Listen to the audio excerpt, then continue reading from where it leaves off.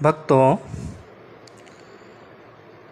भगवान महादेव के 12 ज्योतिर्लिंगों में से एक बहुत ही महत्वपूर्ण ज्योतिर्लिंग माने जाने वाला उज्जैन स्थित महाकालेश्वर मंदिर के विषय में मैं आप लोगों को बताने जा रहा हूँ। ऐसी मान्यता है कि भगवान शिव ने यहाँ दूषण नामक राक्षस का वध कर अपने भक्तों की रक्षा की थी। दूषण नामक राक्षस था जो भगवान भोलेनाथ के भक्तों को बहुत परेशान करता था। उनकी आराधना पर भगवान भोलेनाथ ने दूषण नामक राक्षस का वध किया और अपने भक्तों को बचाया। फिर उनके भक्त भगवान भोलेनाथ से निवेदन किए, प्रार्थना किए।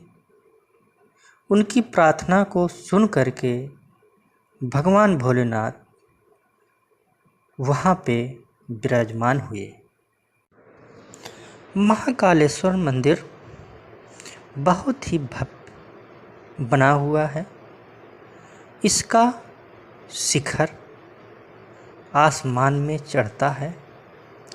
आकाश के खिलाफ एक भव्य अग्रभाग अपनी भव्यता के साथ आदिकालीन विस्मय और श्रद्धा को उजागर करता है।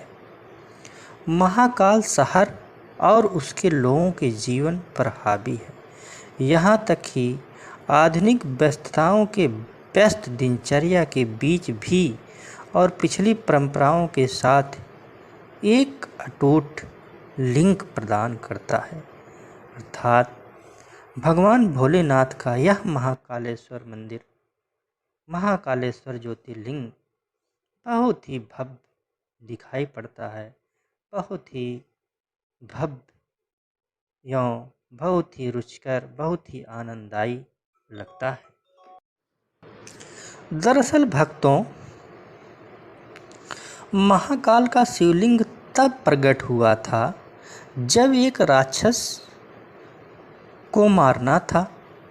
भगवान शिव उस राक्षस का काल बनकर आए थे और साथ ही साथ अवंती नगरी, जो आज उज्जैन है, के वासियों के आग्रह पर महाकाल यहाँ स्थापित हो गए। ये समय यानी काल के अंत तक यहीं रहेंगे, इसलिए भी इन्हें महाकाल कहा जाने लगा। महाकाल कहा जाने का एक यह भी कारण है। ऐसी मान्यता है कि जो भक्त उज्जैन में महाकाल का दर्शन करने से पहले बाबा काल भैरव का दर्शन करते हैं, उनके जीवन में सारे पाप मिट जाते हैं, उनकी हर मनोकामना पूरी होती है। वहीं जो भक्त काल भैरव को दर्शन के बिना महाकाल की पूजा करते हैं तो उनकी पूजा अधूरी मानी जाती है। महाकाल के शिवलिंग को केवल दर्शन के लिए ही लिंग को देखा जा सकता है, स्पर्श नहीं किया जा सकता है। ऐसी मान्यता है कि भस्म को ब्रह्मांड का सार माना जाता है, इसलिए भगवान इसे हमेशा अपने पास रखते हैं। यहाँ के नियमों के मुताबिक आरती के दौरान महिलाओं को घूंघट करना पड़ता है। महिलाएं इस आरती को नहीं देख सकती हैं। आरती के समय पुजारी भी धोती पहनकर ही आरती करते हैं। उज्जैन को महाकाल की नगरी माना जाता है। उज्जैन को लेकर मान्यता यह है कि इस शहर के मालिक महाकाल हैं। इसी वजह से कोई सीएम या वीवीआईपी उज्जैन में रात को नहीं रुकता है। लोग कहते हैं कि जब भी कोई सीएम या राजा उज्जैन में रात विश्राम करता है तो उसके साथ किसी अनहोनी की आशंका रहती है। ऐसी मान्यता है। मध्य प्रदेश राज्य में स्थित इस शहर उज्जैन एक दिव्य भूमि है जो एकांत और आध्यात्मिक अनुभवों का एक अनूठा मिश्रण प्रदान करता है। यह मंदिर शहर दुनिया के सबसे बड़े धार्मिक आयोजनों में से एक सिंहस्थ कुंभ मेला की मेज़बानी के लिए प्रसिद्ध है, जो हर 12 साल में क्षिप्रा नदी के तट पर आयोजित किया जाता है।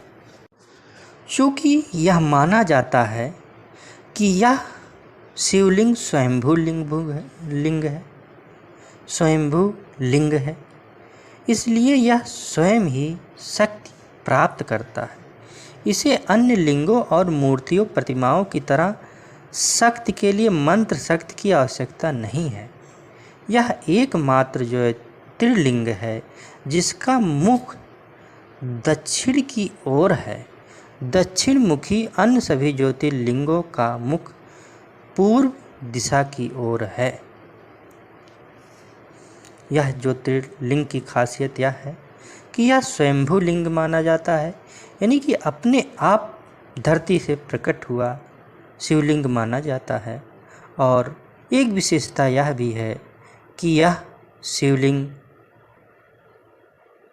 दक्षिण मुखी है, जबकि अन्य ज्योतिर्लिंग का मुख पूर्व दिशा की ओर है।